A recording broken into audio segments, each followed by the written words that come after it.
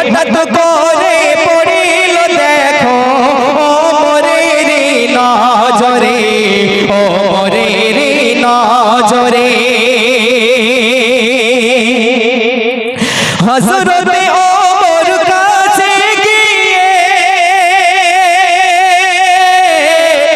হযরতে ওমর কাছে গিয়ে বলতে লাগে যুবককে, কি কারণে কাঁদিছ তুমি, বলো একটু আমাকে, বলো একটু আমাকে।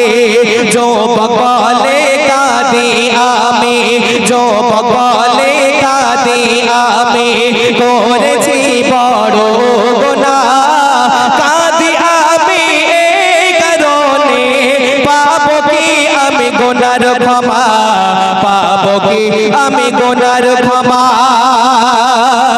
একটি যুবক কাঁদিছে দেখো রাস্তার ওপর অঝর ঝরে, হঠাৎ করে পড়িল দেখো ওমরের নজরে, ওমরের নজরে। ওই যুবক রাস্তার উপরে বসে বসে কাঁদছে, ক্রন্দন করছে, তার কান্না দেখে হযরত ওমর রাদিয়াল্লাহু তাআলা তার কাছে চলে গেল। যখনই তার কাছে গেল, তার কাছে গিয়ে জিজ্ঞাসা করছে, হে যুবক তুমি কাঁদছো কেন, তোমার কান্নার কারণ কি? তখন ওই যুবক বলছে, আমি বলতাম তুমি যদি আমাকে নিয়ে একটু আল্লাহর রাসূলের দরবারে যেতে, তাহলে আমি বলতাম আমার কান্নার কারণ কি। তখন কবি সুন্দর ভাষায় কি লিখছে শুনবেন। ওমরকে সঙ্গে নিয়ে যুবক, ওমরকে সঙ্গে নিয়ে যুবক চলিল নবীর দরবারে, সালাম দিয়ে যুবক তখন বলে দয়ার নবীকে, বলে দয়ার নবীকে, করেছি যে বড় গুনাহ, করেছি যে বড় গুনাহ, ও গো দয়ার নবীজি পাবো কি ক্ষমা আমি, এই চিন্তাই শুধুই কাঁদি, এই চিন্তাই শুধুই কাঁদি। একটি যুবক কাঁদিছে দেখো রাস্তার উপর অঝর ঝরে, হঠাৎ করে পড়িল দেখো ওমরের নজরে, ওমরের নজরে। ওই যুবক যখন আল্লাহর রাসূলের দরবারে গেল, আল্লাহর রাসূলের দরবারে গিয়ে আল্লাহর রাসূলকে সালাম দিল। আল্লাহর রাসূল যখন তাকে জিজ্ঞাসা করছে, হে যুবক তুমি কাঁদছো কেন, তোমার কান্নার কারণ কি? তখন যুবক বলছে, ইয়া রাসূলুল্লাহ আমি একটি গুনাহ করে ফেলেছি, সেই গুনার ক্ষমা আমি পাবো কি না এই চিন্তায় আমি শুধুই কাঁদছি। ইয়া রাসূলুল্লাহ আমার গুনার ক্ষমা কি আমি পাবো? তখন রাসূল সাল্লাল্লাহু আলাইহি ওয়াসাল্লাম ওই যুবককে বলছে, হে যুবক তুমি যে গুনাহটি করেছো সেটা কি আসমানের থেকেও বড়? তুমি যে গুনাহটি করেছো সেটা কি আসমানের থেকেও বড়? তখন সেই যুবক বলছে, ইয়া রাসূলুল্লাহ আমার মন বলছে সেটি আসমানের থেকেও বড় হবে। আল্লাহর রাসূল সাল্লাল্লাহু আলাইহি ওয়াসাল্লাম তাকে আবার জিজ্ঞাসা করলেন যে তুমি যে গুনাহটি করেছো সেটা কি জমিনের থেকেও বড় হবে? তখনও সেই যুবক একই কথা বলছে, ইয়া রাসূলুল্লাহ আমার মন বলছে সেটি জমিনের থেকেও বড় হবে। তখন রাসূল সাল্লাল্লাহু আলাইহি ওয়াসাল্লাম তাকে আবার জিজ্ঞাসা করলেন, হে যুবক তুমি যে গুনাহটি করেছো সেটা কি জান্নাতের থেকেও বড় হবে? তখনও সেই যুবক ওই একই কথা বলছে, ইয়া রাসূলুল্লাহ আমার মন বলছে সেটি জান্নাতের থেকেও বড় হবে। আবার রাসূল সাল্লাল্লাহু আলাইহি ওয়াসাল্লাম তাকে জিজ্ঞাসা করলে, হে যুবক যে তুমি যে গুনাহটি করেছো সেটা কি জাহান্নামের থেকেও বড় হবে? তখনও সেই যুবক একই কথা বলছে। শেষবারের মতো রাসূল সাল্লাল্লাহু আলাইহি ওয়াসাল্লাম তাকে জিজ্ঞাসা করলে, হে যুবক আসমান জমিন জান্নাত জাহান্নাম চারটে জিনিসকে এক করে দিলাম, এবার বলো এই চারটি জিনিস তোমার কাছে বড় না তোমার গুনাহটি তোমার কাছে বড়? তখন সেই যুবক বলছে, ইয়া রাসূলুল্লাহ আমার মন বলছে সেটি এই চারটি জিনিসের থেকেও বড় হবে। রাসূল সাল্লাল্লাহু আলাইহি ওয়াসাল্লাম তাকে জিজ্ঞাসা করলেন যে, হে যুবক তুমি কি এমন গুনাহ করেছো যে আসমান জমিন জান্নাত জাহান্নাম এই চারটে জিনিসের থেকেও তোমার কাছে তোমার গুনাহটি বড়? তখন সেই যুবক বলছে, ইয়া রাসূলুল্লাহ আমি অমুক গুনাহ করেছি। কি গুনাহ করেছি? কবি ছন্দের মাধ্যমে লিখছে শুনবেন। जो बोले या रसूल अल्लाह, जो बोले या रसूल अल्लाह, করতাম আমি কাফন চুরি, শেষ বেলায় যার নিলাম কাফন, সে ছিল এক হাফেজ নারী, সে ছিল এক হাফেজ নারী।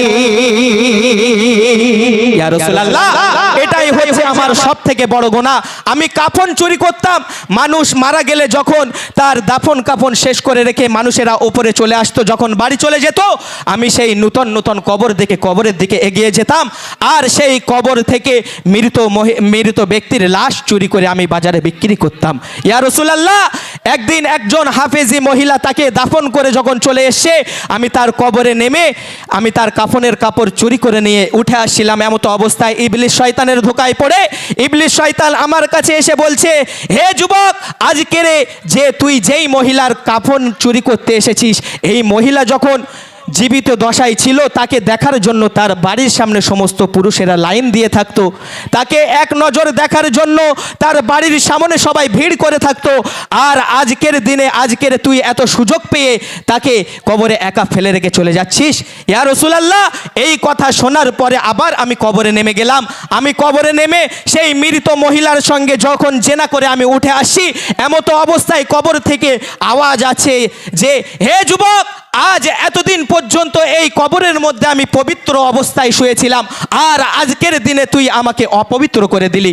আমি তোর জন্য আল্লাহর দরবারে নালিশ জানাবো, আমি তোর জন্য আল্লাহর দরবারে বিচার দেব।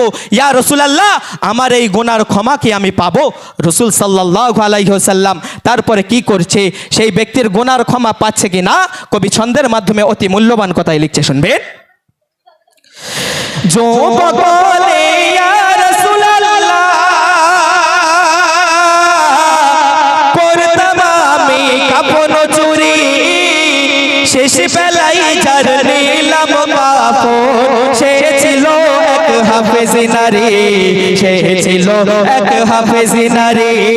ইবলিসের ধোকায় পড়ে, ইবলিসের ধোকায় পড়ে করেছি তার সাথে জেনা, আর কবর থেকে এলো আওয়াজ, যুবককে ছাড়বো না, যুবককে ছাড়বো না। একটি যুবক কাঁদিছে দেখো রাস্তার ওপর ঝর ঝরে, হঠাৎ করে পড়িল দেখো ওমরের নজরে, ওমরের নজরে। আল্লাহ রসুল ওই যুবককে বললেন যে, তুমি আমার দরবার থেকে চলে যাও, তুমি আমার দরবার থেকে চলে যাও, তোমার গুনার ক্ষমা আল্লাহ পাক রব্বুল আলামিন করবে কি না আমি রাসূলুল্লাহ বলতে পারবো না, আমি রাসূল জানি না। ওই ব্যক্তি তখন আল্লাহ রসুলের দরবার থেকে চলে গেল, বেরিয়ে গেল। আল্লাহ রসুলের দরবার থেকে বেরিয়ে গিয়ে সে আল্লাহর দরবারে নামাজ পড়ে আল্লাহর দরবারে দু হাত তুলে রোনা জারি করছে, আল্লাহ পাক, আমার আজ 3 দিন হলো আমি অনাহারে আছে, কিছু খাইনি, আর আপনি যদি আমার গুনার ক্ষমা না করেন তাহলে আমি পানি পর্যন্ত পান করব না। আল্লাহ পাক রব্বুল আলামিন ওই ব্যক্তির তামাম জিন্দেগির গুনাহ খাতাগুলোকে মাফ করে দিলেন, ক্ষমা করে দিলেন। আর আজকের দেখেন, আমরা নিজেদেরকে মুসলমান বলে দাবি করি, আমরা মুসলমান ঘরে জন্ম নিয়েছি বলে, কিন্তু আমাদের মধ্যে কি মুসলমানের কোনো কিছু পাওয়া যায়? আমরা কি আল্লাহ রসুলের সমস্ত আদেশ নিষেধগুলো মেনে চলি? আল্লাহ পাক রব্বুল আলামিনের দরবারে একটিবারের জন্য আমরা গোনা করি, প্রতিনিয়ত গোনা করি, তার সত্ত্বেও আমরা আল্লাহর দরবারে একটিবারের জন্য হাত তুলে বলি, আল্লাহ পাক, রাতের অন্ধকারে দিনের আলোতে ইচ্ছায় অনিচ্ছায় প্রকাশ্যে গোপনে জাহিরি বাতিরি শিরকি কুফরি, আল্লাহ কত প্রকার গোনা করে ফেলেছি, আল্লাহ আমার তামাম জিন্দেগির গোনা খাতাগুলোকে মাফ করে দাও। একটিবারের জন্য আল্লাহর দরবারে হাত তুলে আমরা রোনাজারি করি না। আমরা মুসলমান বলে দাবি করি, অথচ আমাদের একবারও বুক কাঁপে না। আমরা গোনা করি অথচ বুক ফুলে ঘুরে বেড়াই। আল্লাহর দরবারে আমাদের সকলকে ক্ষমা চাইতে হবে। আল্লাহ পাক রব্বুল আলামিন এখনো পর্যন্ত তওবার দরজাকে খুলে রেখেছে, আমাদেরকে তওবা করতে হবে, আল্লাহর দরবারে রোনাজারি করতে হবে। ওই ব্যক্তি অত বড় গোনা করে ফেলেছে, তার সত্ত্বেও আল্লাহ পাক রব্বুল আলামিন তার তামাম জিন্দেগির গোনা খাতাগুলোকে মাফ করে দিলেন। কবি ছন্দের মাধ্যমে লিখছে, শুনবেন।